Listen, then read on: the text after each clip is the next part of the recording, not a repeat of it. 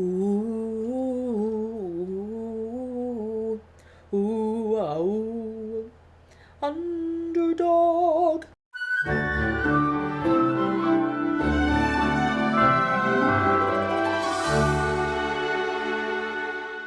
Welcome back to Every Disney Movie Ever. My name is Jess and I'm watching Every Disney Movie Ever. Today I'm going to talk about Underdog. Underdog is a 2007 theatrical release about a dog that gets genetically mutated into a superhero. It is directed by Frederik, Chau, cinematography by David Eggby, editing by Tom Finan, music by Randy Edelman, and it's written by Adam Rifkin, Joe Piscatella, and Craig A. Williams. The film is based off the animated TV series.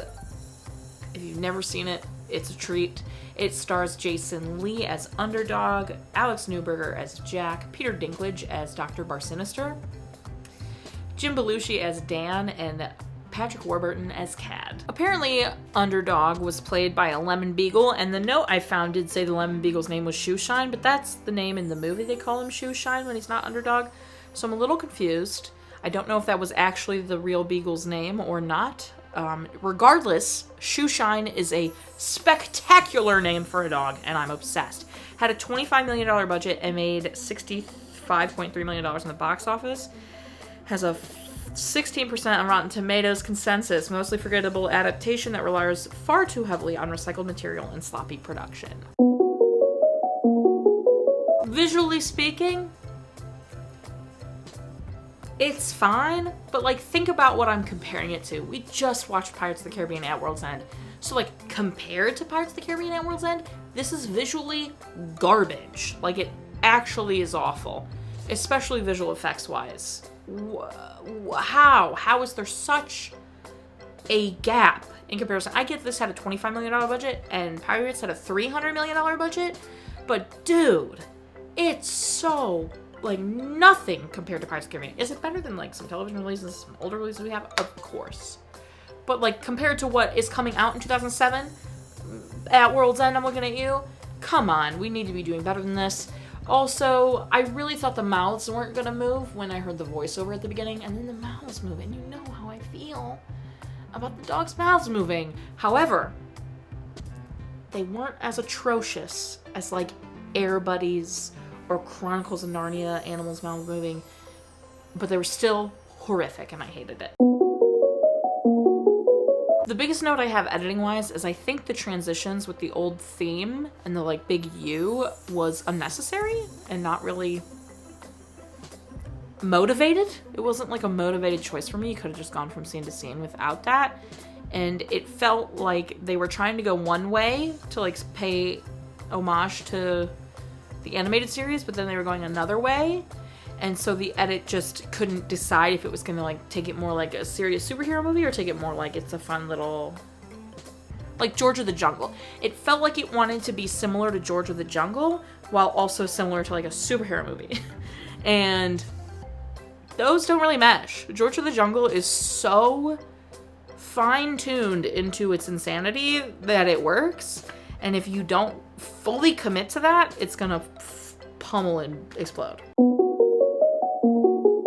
I didn't look it up because I don't feel like it, but I'm 90% sure that the person rapping the Underdog song at the end is Kyle Massey, who, you know, was in Life is Rough, where he did another dog rap.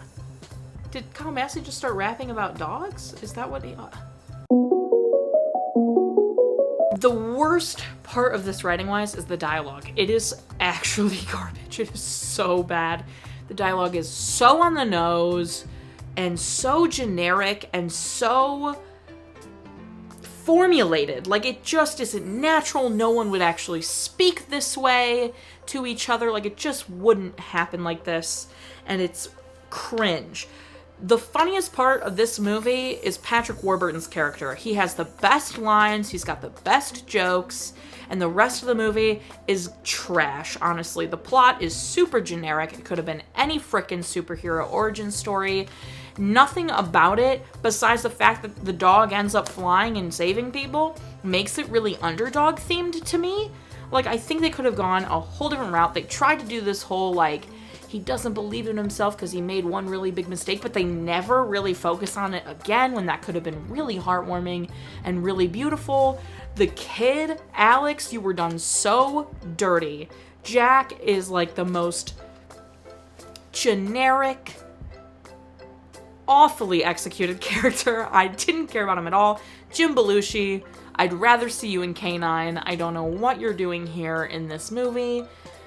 Peter Dinklage. I mean, Peter Dinklage is going to serve in anything. It gave me very much Shaggy Dog vibes with the entire whole, like, animal testing, evil scientist moment. Peter Dinklage gave me Robert Downey Jr. in Shaggy Dog vibes for sure. Peter Dinklage did a very good job. It's Peter Dinklage. Everyone likes him in Game of Thrones, but my favorite Peter Dinklage role is Penelope. So much. Anyway, the two dudes trying to mug the little girl, like, what is that? In broad daylight, no less. Like, what is that? The lunch part 2 made me laugh. The Patrick Warburton pronouncing it thesaurus instead of thesaurus. Oh man, that was so funny. And then at the end, when Jack is like, you brought my family back together. Freaking when? You and your dad didn't really have like a, we're family again after my mom died. It was terrible. The star power in this movie is actually insane, and it's garbage. It reminds me of Shaggy Dog. Except this has more stars in it. You've got Jim Belushi, you've got Peter Dinklage, you got Patrick Warburton, you got Jason Lee as the voice of Underdog, you got Amy Adams as the freaking voice of Polly, you got Brad Garrett as the voice of the Rottweiler. You have so many stars in this movie, and it's still garbage. And honestly, while Peter Dinklage obviously did a very good job as Bar Sinister, Patrick Warburton stole this movie. Favorite part? Shoeshine as the name of the dog. Not even Shoeshine, I mean, the dog did a good job, but like, not even the character. Just the fact that the dog's name is Shoeshine. That's incredible. Least favorite part? The moving mouths. It has to be the moving mouths, for sure, right? Like, it's just awful. Ugh, I hate it. It's so terrible. Would I watch it again? No. Would I recommend it? No, don't watch it. It's so unnecessary. We didn't need an Underdog origin story like this, okay? Specific moments, it didn't have great jokes. I'd rather be watching K9. Even though I haven't seen K9 since I was a kid, so for all I know, it could be bad.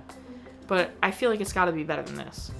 It's gotta be better than this. I'm so unimpressed. This could have been a lot better. You could have had a lot of fun with a freaking flying dog, okay? And you just didn't. You went the very, like, superhero route, but, like, badly.